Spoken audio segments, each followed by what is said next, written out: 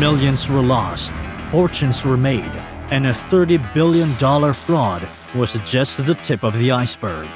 This is the wild ride that shook the very foundations of the cryptocurrency world. Imagine uncovering a scandal so immense it shakes the world of finance to its core. Now, what if I told you that the man behind this $30 billion fraud was a master of deception, blending into the financial world like a chameleon? 30-year-old billionaire Sam A Bankman-Fried, jaw-dropping better $30 known as billion SBF. fraud, Sam Bankman-Fried, SBF. First, how did it all begin, and who is the person behind this scam? Sam Bankman-Fried was born on March 6, 1992. He attended Canada-USA Mathcamp, a summer program for mathematically talented high school students. He had his high school at Crystal Springs Upland Schools in Hillsborough, California, after which he went to college and graduated from the Massachusetts Institute of Technology in 2014 with a bachelor's degree in physics and a minor in mathematics. In the summer of 2013, Bankman-Fried worked as an intern at Jane Street Capital, a proprietary trading firm trading international ETFs. He returned to work there full-time after graduating from MIT. September 2017, Bankman-Fried left his job at Jane Street and moved to Berkeley, California. But that was just the beginning. Hold on to your hats, folks, because here's where the excitement really starts. October 2017, Bankman-Fried takes on the role of Director of Development at the Center for Effective Altruism. A noble endeavor, right? But it doesn't end there, as November 2017, when billionaire computer programmer John Tallinn and investor Luke Ding injected funds into a project that would change the game. Sam Bankman-Fried, together with Tara McAuley, co-founded Alameda Research, a quantitative trading firm. And get this, by 2021, he owned a whopping 90% of it. However, he started off by convincing a few fellow effective altruist friends to help in this arbitrage model and founded his trading firm, Alameda Research. In January 2018, Sam Bankman-Fried led an arbitrage trade, moving up to $25 million per day to exploit the price difference of Bitcoin in Japan and the United States. A genius move, you think, but the adventure was far from over. In case you didn't know, Bankman-Fried started off as a trader, but he made most of his riches through cryptocurrency arbitrage, which is buying coins for a lower price on one crypto exchange, then quickly selling them for a higher price on a different exchange. Late 2018, after attending a cryptocurrency conference in Macau, Bankman-Fried packed his bags and moved to Hong Kong. But here's where things go from intriguing to mind-blowing. In April 2019, after his first company had profits, Bankman-Fried launched his own crypto exchange, FTX. Yes, you heard it right. He dropped a bombshell by founding the FTX Cryptocurrency Derivatives Exchange. It opened for business just a month later.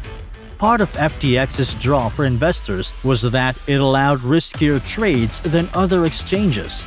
It allowed people to make highly leveraged bets, at least until 2021, when it reduced the amount of leverage it offered clients. Bankman-Fried was quickly branded as a brilliant disruptor in crypto. That year, at the age of 29, he was worth $22.5 billion. Fast forward to September 2021, and the entire senior staff of FTX uproots from Hong Kong to set sail for the Bahamas. Why? Well, my friends, that's where it gets spicy. December 8, 2021, Bankman-Fried and other industry executives step into the lion's den, testifying before the Committee on Financial Services about regulating the cryptocurrency industry. But that's just the tip of the iceberg. Bankman-Fried's firm, Emergent Fidelity Technologies Ltd., bought a hefty 7.6% of Robinhood Markets stock. But in November 2022, affidavit before the Eastern Caribbean Supreme Court and just before his arrest, Bankman-Fried dropped a bombshell.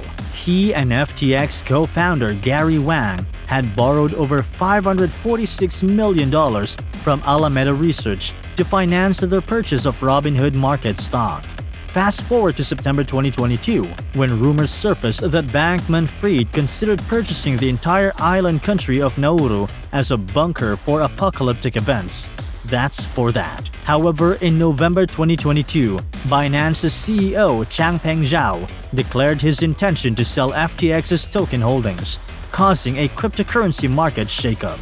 On November 8, Zhao announces that Binance plans to buy FTX due to a liquidity crisis, only to change his tune the very next day.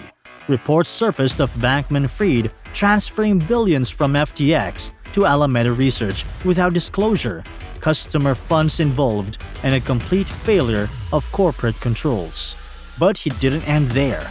Bankman-Fried, who was once on Forbes' 30 Under 30 list, resigned as FTX's CEO on November 11, 2022, and the company filed for bankruptcy. How did it happen? Though 2022 was an incredibly turbulent year for crypto, Bankman-Fried not only seemed to remain unscathed, he seemed poised to keep the industry from falling apart. He positioned himself as a beacon for other companies. He gave the crypto lender BlockFi a $50 million line of credit, and he bailed out the bankrupt crypto broker Voyager Digital. It looked like Bankman-Fried was going to come out of the crypto winter stronger than his competitors, mostly by turning someone else's loss into his opportunity, but that was the beginning of FTX's demise.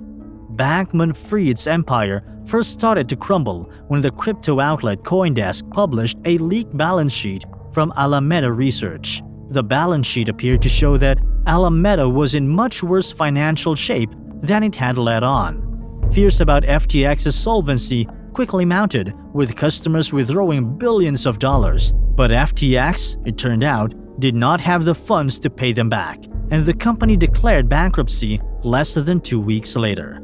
He publicly apologized. "I fucked up, and I should have done better," he wrote on Twitter. "I also should have been communicating more very recently." He pointed to a poor internal labeling of bank-related accounts as one reason why FTX didn't have the liquidity to return money to clients. Who saw that coming? Definitely no one. One day after FTX's bankruptcy, Bankman-Fried got interviewed by the Royal Bahamas Police Force, and in a sworn declaration, it was revealed that Alameda Research lent a jaw-dropping $1 billion to Bankman-Fried. Never in the history of corporate finance have we seen such a shocking turn of events. Not just that, in December, Bankman-Fried was arrested in the Bahamas and charged with wire fraud, securities fraud, and money laundering, among other things. Guilty on all 7 counts of fraud and conspiracy. The 31-year-old was accused of mismanaging customer funds stored in his crypto exchange, FTX, to enrich himself and his family. We're talking about potentially $10 billion. Given just how wide Bankman-Fried's influence is, his downfall caused a lot of turmoil in several circles. FTX's customers were mostly individual traders, and some now fear they've lost their life savings.